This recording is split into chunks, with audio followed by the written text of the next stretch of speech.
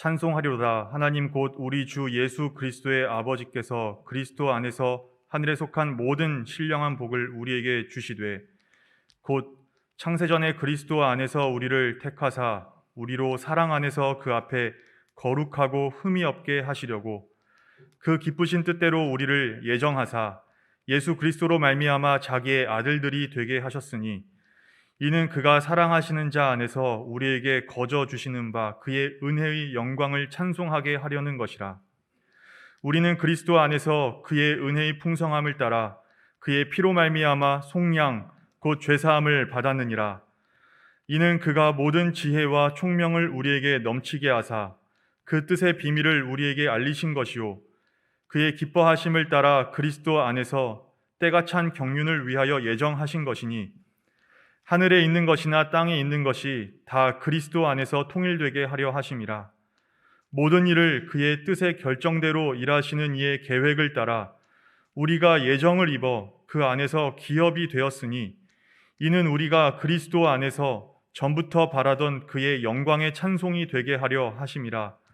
그 안에서 너희도 진리의 말씀 곧 너희의 구원의 복음을 듣고 그 안에서 또한 믿어 약속의 성령으로 인치심을 받았으니 이는 우리 기업의 보증이 되사 그 얻으신 것을 속량하시고 그의 영광을 찬송하게 하려 하심이라.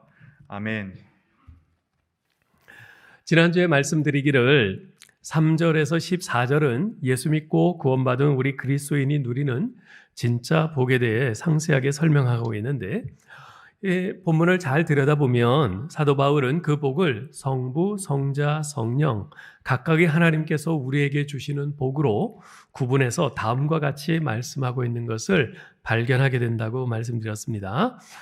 첫째로 성부 하나님이 나를 선택해 주신 복, 둘째로 성자 하나님이 나를 속량해 주신 복, 셋째로 성령 하나님이 나를 인쳐 주신 복, 그것이죠. 이 가운데 지난주에는 첫 번째로 진짜 복, why me, 왜 나를 이란 제목으로 성부 하나님이 나를 선택해 주신 복에 대해서 말씀드렸습니다. 오늘은 두 번째로 성자 하나님이 나를 속량해 주신 복에 대해서 말씀드리려고 하는데요. 여러분 오늘 설교 제목이 뭐죠?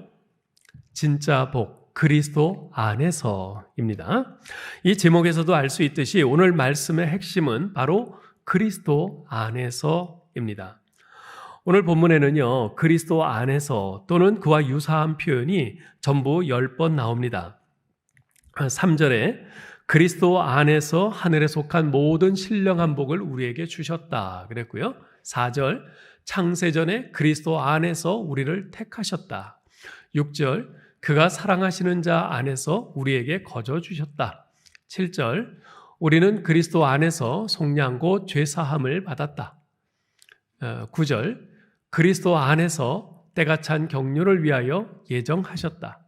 10절 하늘과 땅의 모든 것을 그리스도 안에서 통일되게 하신다. 11절 우리가 그 안에서 기업이 되었다. 12절 우리를 그리스도 안에서 그의 영광의 찬송이 되게 하신다. 13절 그 안에서 구원의 복음을 듣는다. 또 13절에 그 안에서 믿고 약속의 성령으로 인치심을 받았다. 이렇게 계속해서 그리스도 안에서 말씀하고 있어요. 이렇게 볼 때 하나님께서 우리를 선택하시고 예정하시는 것부터 시작해서 우리를 구속하시고 우리를 기업이 되게 하시고 성령으로 인치시고 하나님의 영광이 찬송이 되게 하시고 마침내 새 하늘과 새 땅과 역사의 완성에 이르기까지 그 모든 것이 다 그리스도 안에서 이루어지는 것임을 깨닫게 됩니다. 즉 성부 하나님께서는 구원의 처음부터 마지막까지 그 모든 복을 오직 예수 그리스도 안에서만 주시기로 결정하신 것입니다. 따라서 구속사역의 중심은요, 예수 그리스도이실 수밖에 없습니다. 이 말은 예수 그리스도 없이는 구원도 없다는 뜻입니다. 또한 이 말은요, 예수 그리스도 외에는 구원 얻는 다른 길은 없다는 뜻이기도 합니다. 여러분, 우리 종교를 하나님교라고 하지 않고 기독교, 즉 예수교라고 부르는 이유가 바로 여기에 있습니다. 기독교나 예수교는 같은 겁니다. 우리말로는 예수지만 그것을 중국어로 한자어로 하면 기독이에요. 그래서 기독교나 예수교는 같은 겁니다. 여러분 보세요. 왜 우리는 하나님을 믿는데 왜 하나님교라고 하지 않고 기독교 또는 예수교라고 하는가?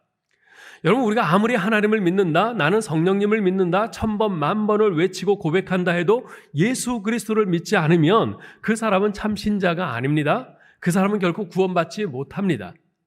왜냐하면 그 사람은 하나님께서 유일한 구원자로 우리에게 주신 예수 그리스도를 믿지 않기에 결국은 그리스도를 보내신 하나님을 믿지 않는 것이기 때문에 그렇습니다. 신천지를 비롯해서 하나님의 교회, 통일교, 구원파 등 모든 이단들이 이단인 이유가 바로 여기에 있습니다. 그들은 예수 그리스도를 하나님이 보내신 유일한 구원자로 믿지 않습니다. 오히려 예수님은 실패한 구원자이고 자신들이 진짜 구원자라고 주장합니다. 여러분, 속으시면 안 돼요. 여러분, 성경이 말씀하는, 성경이 선언하는 이 분명한 선언을 들으시기 바랍니다. 사도행전 4장 12절에서 이렇게 선언하시죠. 다른 이로서는 구원을 받을 수 없나니 천하 사람 중에 구원을 받을 만한 다른 이름을 우리에게 주신 일이 없음이라 하였더라. 구원받을 만한 유일한 이름은 누구라고요? 예수 그리스도밖에는 없습니다. 따라서 난 하나님을 믿어. 그러면서 예수 그리스도를 믿지 않는 것은 참 신자가 아닙니다. 자, 그러면 이 구속의 중심이 바로 예수 그리스도시라고 그랬는데요. 예수 그리스도께서 구속하시는 그 결과가 무엇인가? 오늘 본문에서 우리는 전부 3가지의 결과를 볼 수 있는데요. 첫 번째는 죄사함입니다. 자, 예수 그리스도께서 어떻게 우리의 구원을 이루셨습니까? 우리가 지금 암송하고 있는 3월 암송 구절 7절 말씀을 우리 같이 한번 읽어볼까요? 우리는 그리스도 안에서 그의 은혜의 풍성함을 따라 그의 피로 말미암아 속량 곧 죄사함을 받았느니라. 사도 바울은 여기서 속량이라는 단어를 사용하고 있습니다. 근데 아마 여러분에게는 속량이란 말보다 구속이라는 말이 더 익숙하실 것입니다. 속량이나 구속이나 같은 건데요. 신약 성경에는요, 구속이란 말로 번역된 헬라어 단어가 3개가 있습니다. 오늘 여기서 그것을 다 일일이 말할 필요는 없고요. 자, 오늘 본문에 사용된 이 속량이란 단어는 어떤 단어냐 하면 아폴리트로신이라는 헬라어 단어가 쓰였어요. 아폴리트로신. 이 단어의 뜻은 뭐냐면요, 한 사람을 속박에서, 특히 노예 신분의 속박에서 풀어주기 위해서 속전, 그 값을 지불하는 것입니다. 여러분, 신약 시대에 그 로마 제국에 노예가 몇 명 정도 있었을 것 같으세요? 2천만 명 정도 있었다고요. 굉장히 많이 있었죠.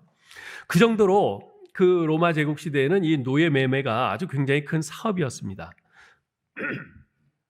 그래서 만일 자신이 사랑하는 사람이나 친구가 노예인데 그를 해방시켜주고 싶다면 어떻게 하면 되냐면 그 사람의 몸값에 합당한 돈을 지불하고 그 사람을 자기 노예로 사는 겁니다. 그런 다음에 자유케 해주고 그것을 문서로 증명하면 돼요.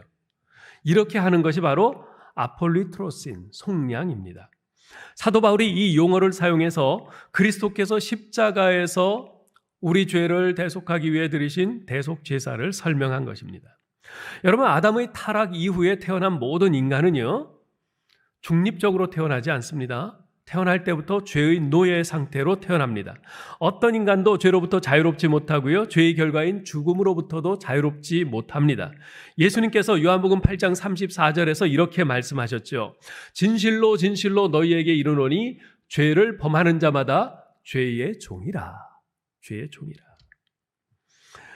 사도 바울은 로마서 7장 14절에서 모든 사람이 죄 아래 팔렸다, 이렇게 선언하면서 사실상 피조물 전체가 죄로 인한 썩어짐의 종이 되었다고 말을 합니다. 이처럼 죄는 우리 인간의 목줄을 잡고 우리 인간을 노예로 부리고 있는 주인입니다. 여러분, 우리 자신의 주인이 여러분 자신이 아닙니다. 예수 믿기 전에 우리의 주인은 죄였어요. 죄가 우리 주인이었어요. 우리 목줄을 꽉 잡고 좌지우지하고 있었어요. 그래서 죄는 자신의 노예인 이 인간을 해방하려면 값을 지불하라, 이렇게 요구합니다. 자, 그런데 인간이 죄에서 속량, 곧 구속함을 받기 위해서 치러야 할 값이 뭡니까? 바로 죽음입니다. 죄의 값은 사망이라. 죽음으로서밖에 지불할 수가 없어요. 그러므로 성경이 말하는 속량 곧 구속은 하나님이 인간의 죄값을 속전으로 친히 치르신 행위를 가리킵니다. 갈라디아서 1장 4절에서 이렇게 말씀해요. 그리스도께서 하나님 곧 우리 아버지의 뜻을 따라 이 악한 세대에서 우리를 건지시려고 우리 죄를 대속하기 위하여 자기 몸을 주셨으니, 우리를 대속하기 위해서 예수님께서 자기 몸을 주셨다 말씀합니다. 갈라디아서 3장 13절은 이렇게 말합니다. 그리스도께서 우리를 위하여 저주를 받은 바 되사 율법의 저주에서 우리를 속량하셨으니, 우리를 속량하시기 위해서 예수님께서 대신 자신이 저주를 받으셨어요. 저주를 받으셨다는 것은 곧 죽으셨다는 거죠. 이처럼 그리스도께서 자신의 생명을 속전으로 내어주심으로써 우리의 죄값을 대신 치르시고 우리를 속량하신 것입니다. 이것이 바로 우리가 그리스도 안에서 그의 은혜의 풍성함을 따라 그의 피로 말미암아 속량고 죄사함을 받았다는 의미입니다. 자, 그러면 여기서 이런 질문이 생길 수 있어요. 예수 그리스도가 오시고 나서는 그리스도께서 십자가에서 자기 생명을 속전으로 들이심으로 우리 죄인을 속량하셨는데, 그렇다면 그리스도가 오시기 전에는, 그리스도가 아직 오시지 않았을 때는 하나님께서 우리 인간의 죄 문제를 어떻게 처리하셨을까? 이 질문이 생길 수 있죠. 어떻게 처리하셨습니까? 동물 제사를 통해서 처리하셨어요. 요즘 큐티 본문이 레위기라서 우리가 이 사실을 더욱더 이제 분명히 깨닫게 되는데요. 소나 양, 염소, 비둘기 등 하나님께서 명하신 짐승을 잡아서 피를 흘리는 그 제사를 드리는 것, 그것만이 죄 문제에 대한 유일한 해결책이었습니다. 왜냐하면 죄는 피와 연관되어 있기에 피를 흘리지 않고서는 죄 문제가 해결되지 않기 때문에 그렇습니다. 여기서 피를 흘린다고 하는 것은 그저 손가락 이렇게 째가지고 피 몇 방울 흘리는 것, 그것을 의미하지 않습니다. 이것은 곧 생명을 의미해요. 생명을 주는 거죠. 그 이유를 성경은 이렇게 말합니다. 레위기 17장 11절에 보면요, 육체의 생명은 피에 있음이라. 내가 이 피를 너희에게 주어 제단에 뿌려 너희의 생명을 위하여 속죄하게 하였나니 생명이 피에 있으므로 피가 죄를 속하느니라. 이것이 바로 구약의 제사 제도를 통해서 하나님께서 우리에게 분명히 보여주시는 메시지입니다. 그러므로 구약, 특히 레위기에 나오는 제사 제도에 대해서 우리가 성경을 읽을 때 모든 동물의 피의 희생 제사는 우리 인간의 죄를 해결하기 위한 것이다 하는 것을 알아야 합니다. 그리고 이것은 장차 우리를 위해 흘리실 예수 그리스도의 보혈을 상징하는 것임을 반드시 기억해야 합니다. 성경이 기록될 당시 이스라엘 남자들은요, 하나님이 베푸신 출애굽이라는 구원 사건을 기억하기 위해서 의무적으로 매년 예루살렘 성전에 올라가서 유월절 양을 잡아 하나님께 드려야 했습니다. 그때마다 그들이 잡아 죽인 그 양의 수는 엄청나요. 어마어마합니다. AD 1세기에 살았던 유대의 역사가인 요세푸스의 계산에 의하면 당시 유월절 하루 동안 잡는 양의 숫자만 무려 25만 6천 마리였다고 그래요. 엄청나죠? 근데 이 양을 잡는 것이 그저 단순히 죽이는 게 아닙니다. 제물로 만들기 위해서는 피를 전부 쏟아내야 돼요. 가죽을 벗겨야 돼요. 내장과 지방을 제거해야 되고요. 그리고 토막 내야 돼요. 각을 떠야 돼요. 그런 다음 여기저기 제단에 피를 계속 뿌려야 하는데, 여러분 이 힘든 작업을 200마리도 아니고 무려 25만 6천 마리나 되는 엄청난 양을 드렸다고 하니 그 엄청난 수의 양을 다 어떻게 잡아서 제물로 드렸는지 상상이 가지 않습니다. 그 존 피셔라는 분은 험한 십자가라는 책을 썼는데요. 그 책에서 이런 말을 합니다. 한번 잘 들어보세요. 나는 소, 염소, 양을 죽일 준비를 하고 하루를 맞는 제사장이 되는 상상을 했다. 가죽을 벗기고 내장과 지방을 제거하고 각을 뜨고 비둘기라면 머리를 비틀고 날개를 찢어내고 그런 다음 여기저기 제단에 다른 제사장들의 발가락과 깃불에 계속 피를 뿌린다. 그 냄새와 낭자한 핏자국과 파리떼와 쓰레기를 상상해보라. 게다가 이런 일은 끝이 없다. 제사장이 방금 황소를 죽이고 막 제사를 마쳤는데 또 다른 사람이 나타나 이렇게 말한다. 제사장님, 저를 위해 희생제물을 드려주십시오. 제가 이웃집 부인과 동침하고 말았습니다. 내가 제사장이었다면 양을 잡는 대신 그를 잡을 것 같다. 이런 일이 수없이 반복되면 한 번쯤은 제사장 중에 누군가는 피로 끈적끈적한 손을 하늘 높이 쳐들고 소와 양과 비둘기들이 오는 가운데 크게 소리치지 않겠는가? 이놈들아, 제발 죄 좀 짓지 마라. 이해가 되죠? 여러분, 당시의 동물들은요, 이스라엘 백성 대신 죽은 겁니다. 마찬가지로 예수님은요, 여러분과 우리 인간 대신 죽으신 겁니다. 죄 문제가 없었다면 그리스도의 십자가는 필요 없었을 겁니다. 십자가가 왜 필요했는가? 그 십자가의 의미에 대해서 누군가 이런 말을 했어요. 어떤 문제의 심각성의 정도는 그 문제에 대한 해결책의 강도로 알 수 있다. 문제가 크면 해결책도 클 것이다. 인간의 죄의 문제가 작은 것이었다면 하나님은 한 권의 책을 보내실 수도 있었을 것이다. 그러나 하나님은 아들을 보내셨다. 그것은 이 죄의 문제가 얼마나 크고 심각한지를 우리에게 알려주는 반증이다. 여러분, 왜 예수님이 이 땅에 오셔서 하나님이신 그분이 이 땅에 오셔서 십자가에 죽으셔야만 했는지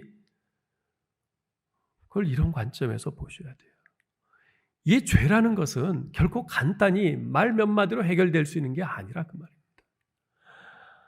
죄 없으신 하나님이 오셔서 대신 죽어 주셔야만 해결될 수 있는 그 정도로 엄청난 것이 바로 이 죄의 무게인 것입니다. 그러므로 그까지 거짓말 한 번 했다고, 그까지 속으로 다른 사람 미워했다고, 그까지 남의 거 잔 거 하나 훔쳤다고 이렇게 가볍게 생각할 문제가 아닌 것입니다. 하나님께서는 구약의 제사 제도를 통해서 인간의 죄 문제가 얼마나 심각한지를 보여주셨어요. 그리고 신약에 와서는 예수 그리스도의 십자가 사건을 통해서 우리에게 요구하시는 하나님의 공의가 얼마나 높은 수준인지를 생생하게 보여주셨지요. 죄는 너무나 심각해서 오로지 피 흘림을 통해서만, 생명을 통해서만 해결할 수 있고, 인간의 죄에 대한 근본적인 해결책은 오직 하나님의 아들 예수 그리스도의 십자가의 죽음 외에는 방법이 없었던 것입니다. 이처럼 십자가는요, 단순한 죽음이 아니라 우리 인간이 죄 문제를 해결하기 위한 하나님의 유일하고도 완벽한 희생 제사였던 것입니다. 죄, 구속, 이 속량의 두 번째 결과, 그것은 그 뜻의 비밀을 알게 되는 것입니다. 사도 바울은 8절 9절에서 즉 하나님께서 모든 지혜와 총명을 우리에게 넘치게 하사 그 뜻의 비밀을 우리에게 알리셨다고 말씀합니다. 자, 보세요. 하나님께서 우리에게 모든 지혜를 주셨대요. 근데 지혜만 주신 것이 아니라 모든 총명도 주셨대요. 근데 지혜와 총명을 그냥 주신 것이 아니라 넘치게 주셨대요. 한마디로 말하면 우리가 무지무지하게 똑똑해졌다는 것입니다. 그렇지 않겠어요? 지혜와 총명을 넘치도록 받았으니 똑똑해지지 않겠어요? 어느 정도 똑똑해졌냐 하면 하나님의 뜻의 비밀을 알 수 있을 만큼 엄청 똑똑해졌다는 겁니다. 자, 여기서 말하는 하나님의 뜻의 비밀은 뭘까요? 그것은 바로 구원의 비밀을 말합니다. 여러분, 이 구원은요, 정말 비밀이에요. 자, 여기서 이 비밀이란 영어로 secret이 아니라 mystery, 신비란 뜻입니다. 하나님의 구원 계획은요, 참으로 신비롭습니다. 정말 그래요. 적어도 두 가지 면에서 하나님의 구원은 신비입니다. 먼저 구원의 대상, 즉 누구를 구원하시는가에 대해서 생각해 볼 때 구원은 신비입니다. 우리는 대체로 구원받을 만한 사람과 그렇지 않은 사람을 구분하는 나름대로의 기준을 우리가 가지고 있어요.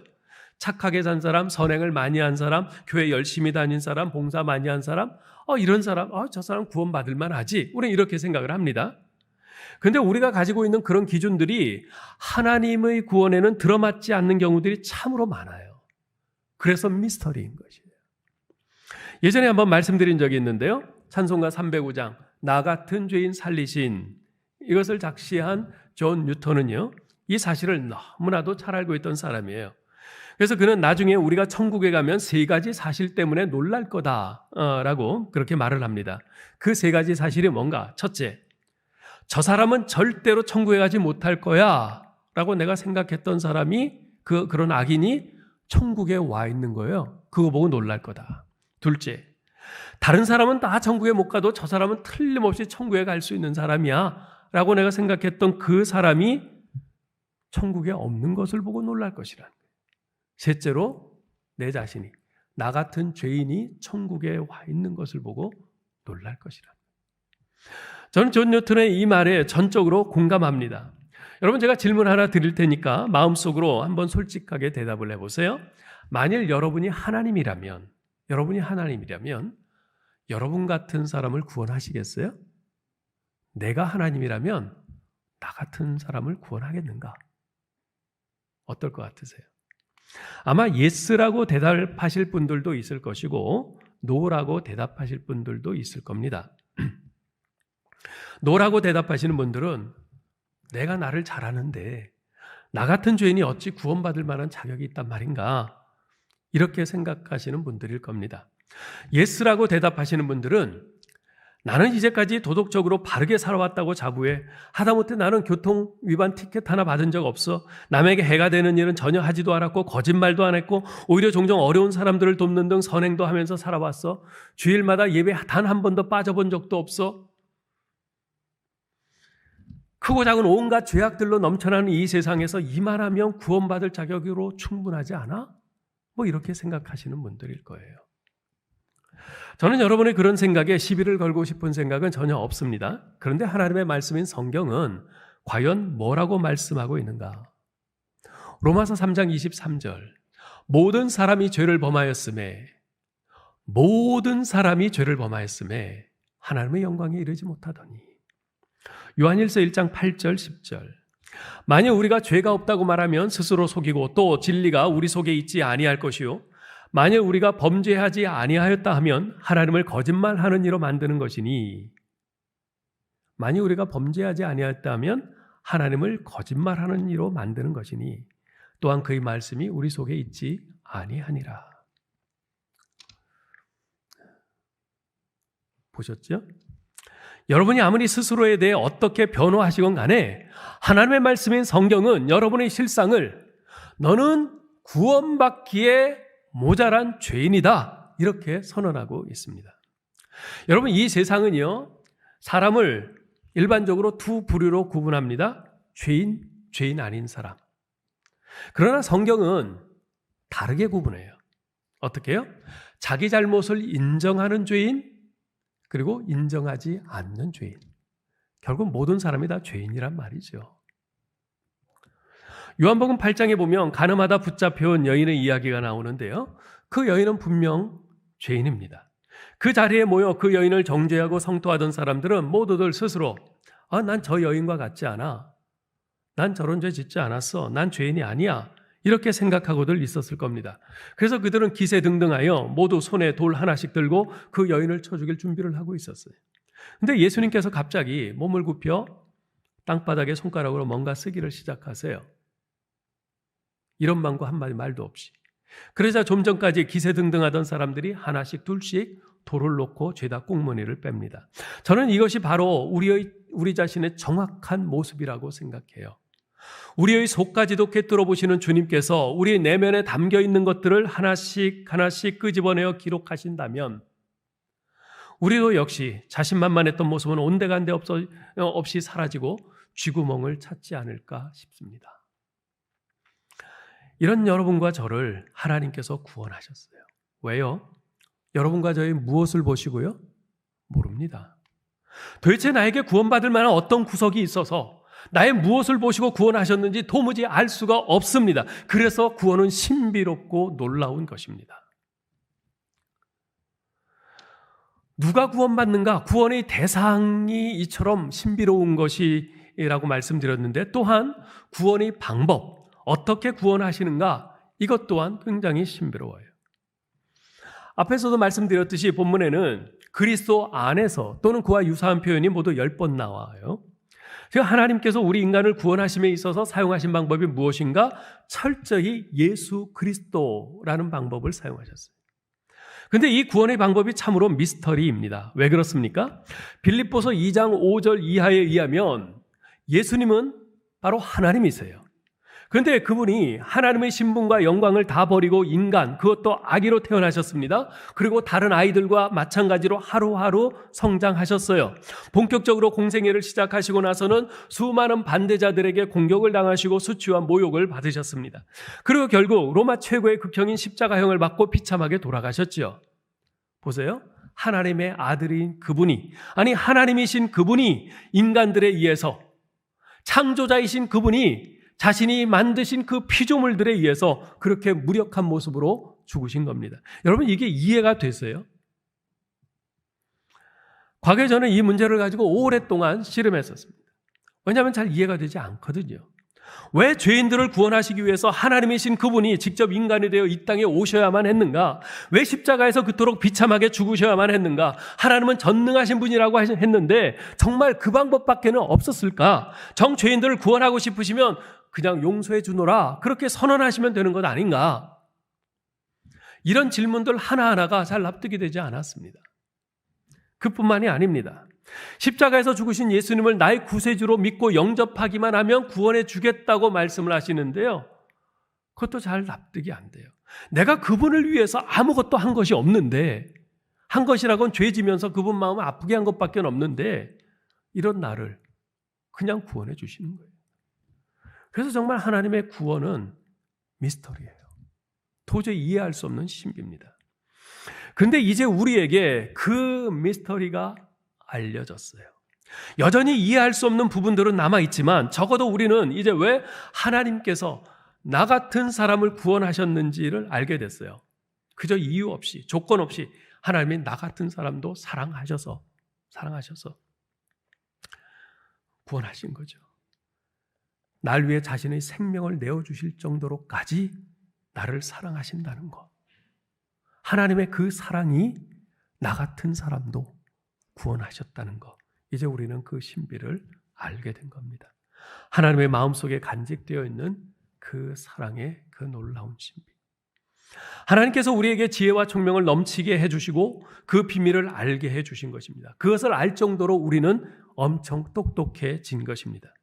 아직도 이 세상의 수많은 사람들은요, 그 구원의 신비를 알지 못하고 있어요. 오히려 우리를 보고 어리석다고 조소합니다. 그런 말도 안 되는 것을 믿고 있다고 비웃습니다. 비단 그들만 모르는 것이 아닙니다. 하늘의 천사들에게도 그 구원의 신비는 입이 떡 벌어질 정도로 놀라운 것이었습니다. 그래서 천사들도 자세히 살펴보기를 원할 정도였죠. 베드로전서 1장 10절로 12절에서 이렇게 말씀합니다. 이 구원에 대하여는 너희에게 임할 은혜를 예언하던 선지자들이 연구하고 부지런히 살펴서 자기 속에 계신 그리스도의 영이 그 받으실 고난과 후에 받으실 영광을 미리 증언하여 누구를 또는 어떠한 때를 지시하시는지 상고하니라. 이 섬긴 바가 자기를 위한 것이 아니요 너희를 위한 것임이 계시로 알게 되었으니 이것은 하늘로부터 보내신 성령을 힘입어 복음을 전하는 자들로 이제 너희에게 알린 것이요 천사들도 살펴보기를 원하는 것이니라. 이 구원의 신비가 너무나 놀라워서 천사들도 놀라면서 자세히 살펴보기를 원한다는 거죠. 여러분, 남들이 모르는 것을 내가 알고 있을 때 얼마나 자랑스럽습니까? 어떤 사람이 여러분에게 와서 이거 비밀인데 너한테만 말하는 거야, 그렇게 하면서 이야기할 때 그 사람에게 내가 아주 특별한 존재가 된 것 같아서 어깨가 좀 으쓱해지지 않습니까? 남들이 깨닫지 못하는 것을 깨닫게 된 것, 남들에게는 도무지 이해가 되지 않는 것이 내게는 이해되는 것, 이것이 얼마나 놀라운 복입니까? 전에는 우리도 몰랐던 비밀입니다. 도저히 이해할 수 없던 신비였습니다. 결코 믿을 수 없었던 말씀이에요. 그래서 누군가가 나에게 복음을 전한다고 하면서 이런 이야기들을 했을 때 세상에 믿을 걸 믿지 저렇게 말도 안 되는 걸 믿나? 그러면서 외면하고 돌아섰던 우리들이었습니다. 그런데 이제 믿어져요. 이제 그게 믿어지는 거예요. 나는 전혀 하나님께 나아갈 마음이 없었는데 하나님께서 내게 다가오셔서 내 마음을 두드리시고 열어주셨어요. 내가 죄인임을 깨닫고 인정하게 해주셨고, 따라서 내게 구원이 필요함을 알게 해주셨고, 구원의 유일한 길인 예수 그리스도가 믿어지게 해주셨습니다. 하나님께서 모든 지혜와 총명으로 넘치게 내게 주셔서 그 구원의 길을 알게 되었고 주님을 믿을 수 있게 된 것이죠. 내 쪽에서 시작한 것이 아니라 하나님 쪽에서 먼저 시작하셨습니다. 그래서 이것이 은혜인 것입니다. 마지막으로 이 구속의 세 번째 결과가 있어요. 그것은 만물을 다 통일되게 하신다는 것입니다. 여러분, 우리가 이 구원이 신비라 그랬는데요.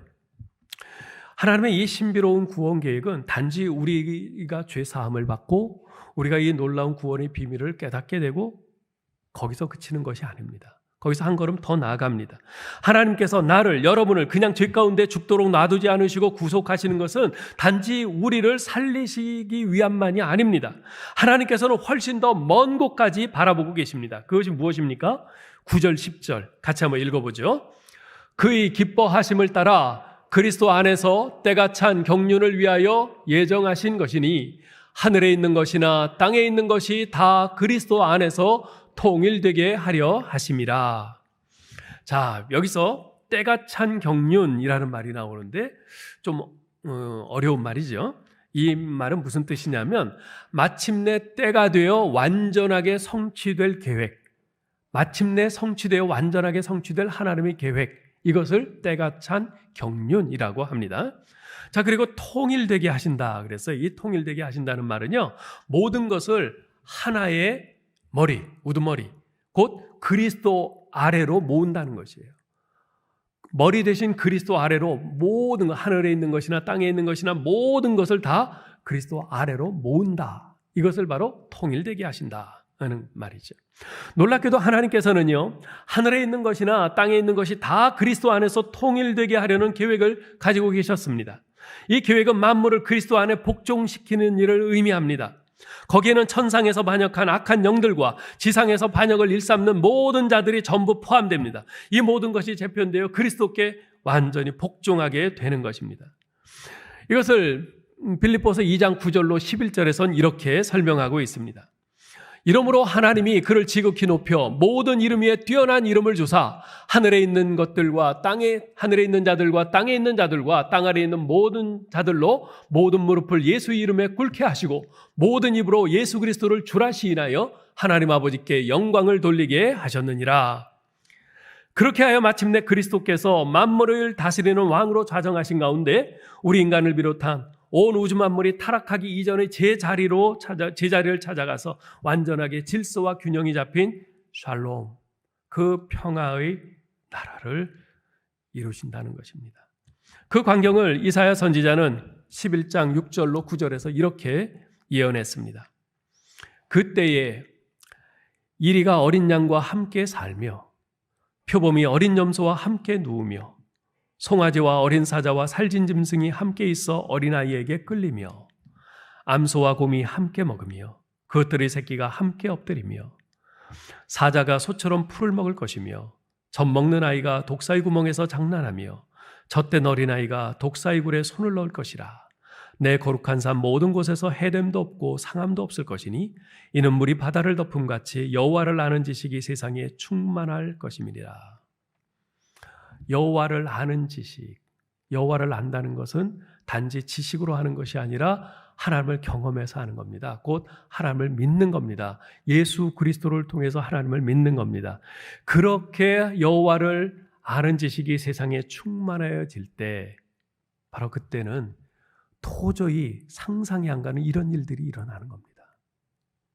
어떻게 송아지와 사자가 함께 있습니까?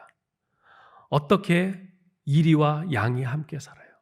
어떻게 아이가 독사의 굴에 손을 집어넣어도 아무렇지 않습니까? 말도 안 되는 거죠. 근데 그것이 그럴 때가 있었어요. 첫사람 아담이 타락하기 이전에 에덴 동산이 그랬어요. 첫사람 아담의 불순종과 타락으로 인해서 오늘날은 서로가 서로를 미워하고 서로를 해치고 서로를 죽이고 하는 이런 세상이 되었지만 첫사람의 아담의 불순종과 타락으로 인해 생긴 그 결과들을 그리스도 안에서 하나님께서 다시 원상태로 완전히 회복시키시겠다는 겁니다. 즉 그리스도 안에서 우리 인간이 하나님과 화목하게 되고 인간을 서로 간에 화목하게 되고 또한 피조세계와 화목하게 되는 것이죠. 사도 바울은 그것을 로마서 8장에서 이렇게 확신 있게 말합니다. 피조물이 고대하는 바는 하나님의 아들들이 나타나는 것이니 피조물이 허무한 데 굴복하는 것은 자기 뜻이 아니요 오직 굴복하게 하시는 이로 말미암음이라. 그 바라는 것은 피조물도 썩어짐의 종노릇 한 데서 해방되어 하나님의 자녀들의 영광의 자유에 이르는 것이니라. 피조물이 다 이제까지 함께 탄식하며 함께 고통을 겪고 있는 것을 우리가 아느니라. 오늘날 왜 이렇게 피조물들이 서로 적대하고 해치고 합니까? 우리 인간의 타락으로 말미암아 그 결과가 그들에게까지 미친 것이에요. 그래서 지금 이 피조물들이 간절히 바라고 있는 것이 뭔가? 우리 하나님의 아들들이 나타나는 것이다. 예수 그리스도를 믿고 하나님에 관한 지식이 충만하게 되는 바로 그때 그것을 기다리는 것이다. 단지 나 한 사람이 구원이 아니라 우리 인간의 회복만이 아니라 온 피조세계가 우리 주님의 머리 되심과 왕 되심을 인정하고 그 앞에 무릎 꿇게 되는 겁니다. 그리고 그분의 보좌로부터 흘러나오는 생명수를 마시며 모든 피조물이 그분의 평화를 누리며 사는 것이죠. 이것이 바로 하나님 마음 가운데 담겨있는 그 놀라운 구원의 계획, 때가 찬 경륜인 것입니다. 예수 그리스도의 보혈로 구속함을 받은 우리는 이제 이 놀라운 비밀을 알게 된 것이지요. 여러분, 우리가 이것을 깨닫게 될 때 궁극적으로 어떤 일이 일어나는지 아십니까? 우리에게서 찬양이 터져 나옵니다. 6절 보세요. 그의 은혜의 영광을 찬송하게 하려는 것이라. 12절 그의 영광이 찬송이 되게 하려 하심이라. 14절 그의 영광을 찬송하게 하려 하심이라. 사도 바울은 3절부터 14절까지를 한 호흡으로 쫙 이것을 써내려가면서 이 구원의 놀라운 비밀이 너무나 엄청나고 그 놀라운 비밀이어서 그것이 너무나 가슴을 벅차게 해서 계속해서 그네의 영광을 찬송하고 있는 것이죠. 이제 말씀을 맺겠습니다. 여러분 혹시 윤한기 목사님 아세요? 아마 좀 연배가 있으신 분들은 좀 아실 텐데요. 가수였던 윤한기 씨요. 그 동생이 그 유명한 가수 윤복희 씨 아니겠습니까? 남매가 다 인기 가수였는데요. 이 윤한기 씨가 아주 큰 인기를 누리고 있었을 때 그때 불렀던 노래가 혹시 뭔지 아세요? 나는 어떡하라고. 이게 그때 히트곡이었어요. 인생 무상을 노래한 거죠. 그런데 그는 세상에서 아주 큰 인기를 얻으면 돈이 따라오잖아요. 그리고 쾌락이 따라와요.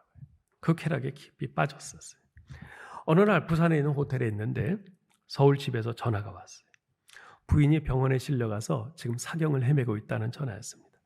윤한기 씨가 급히 부인이 있는 병원으로 찾아갔어요. 병원에 가서 죽어가는 아내를 붙잡고 용서를 빕니다. 여보, 내가 잘못했어. 제발 죽지만 마오. 일어나시오. 부인이 나지막한 목소리로 이야기를 해요. 소원이 하나 있어요. 뭐든지 말해요. 내가 다 들어줄게. 제 소원은 당신이 교회 나가는 거예요. 내가 교회 나가는 것이 당신 소원이라고? 하지. 교회가 문제겠어? 당신이 낫기만 한다면 나는 목사라도 되겠어. 그 말 때문에 목사가 되었다고 합니다. 그 후에 그는 예수 믿고 전혀 다른 노래를 불렀어요. 예수 믿고 나서 그가 불러서 크게 히트친 노래, 그게 뭔지 아세요? 나는 행복합니다. 정말 행복합니다. 이 노래예요. 누가 가수 윤한기를 이렇게 만들었습니까? 누가 그의 입술에서 이런 노래가 나오게 했습니까? 그가 쾌락 속에 빠져 있을 때는, 그 쾌락 안에, 그 쾌락 속에, 세상의 쾌락 속에 빠져 있을 때는 나는 어떡하라고 하면서 인생의 허물을 노래했지만, 그 쾌락에서 빠져나와 예수 그리스도 안에 있게 되었을 때, 이제 나는 행복합니다 하면서 인생이 참된 복을 노래하게 된 것이죠. 사랑하는 성도 여러분, 우리는 이 죄악 세상에서 매일매일 육체의 질병과 쇠약한 정신과 개인적인 실패와 이런저런 아픔, 열악한 직장, 실업, 고독한 독신 생활, 사랑 없는 결혼, 이혼, 전쟁의 소문 등등으로 늘 불안, 두려움, 절망과 씨름하며 살아가고 있습니다. 그러나 예수 그리스도의 보혈로 속량 곧 죄사함을 받은 우리는 아무리 현실 상황이 어려워도 그리스도 안에서 안전한 줄 믿습니다. 또한 우리에게는 그런 어려운 현실 속에서도 하나님의 때가 찬 경륜 가운데 그리스도 안에서 통일되어 완전한 샬롬 가운데 살아갈 그 미래가 보장되어 있음을 믿습니다. 아무쪼록 이 복되고 영광스러운 약속의 말씀을 믿음으로 붙잡고 예수 그리스도 안에서 그리스도의 구속의 은혜를 찬양하며 그리스도 안에서 하루하루 살아가는 저와 여러분 될 수 있기를 주님의 이름으로 축원합니다. 하나님 은혜를 감사합니다. 세상 속에서, 세상의 욕망 안에서, 세상의 즐거움과 쾌락 아래서 인생의 참된 의미를 잃어버리고 살아가고 있던 저희들을 예수 그리스도 안에서 저희를 선택하시고 예정하시고 구속하시고 죄 용서해 주시고 하나님의 기업이 되게 해주시고 이제 하나님의 모든 지혜와 총명으로 넘치게 해주시고 하나님의 그 귀한 때가 찬 경륜을 따라 모든 것을 통일되게 하시는 그 놀라운 역사에 동참케 하시니 감사합니다. 아버지 하나님, 예수 그리스도의 생명으로 이 모든 일을 이루어 주셨는데 우리에게 주어진 이 구원이 얼마나 놀랍고 값진 것인지를 생각하면서 이제 우리에게 주어진 하루하루를 살 때 그리스도 밖에서 살지 않고 그리스도 안에서 살아가는 저희들 되게 하여 주옵소서. 그리스도 안에서 우리 주님의 말씀을 믿음으로 붙잡고 어떻게든 그 말씀을 따라 사는, 그래서 인생이 참된 복을 경험하는 우리 모두 되게 하여 주옵소서. 우리 하나님의 영광이 찬송이 되는 생애를 살아가는 우리 되게 하여 주옵소서. 예수 그리스도의 이름으로 기도하옵나이다. 아멘.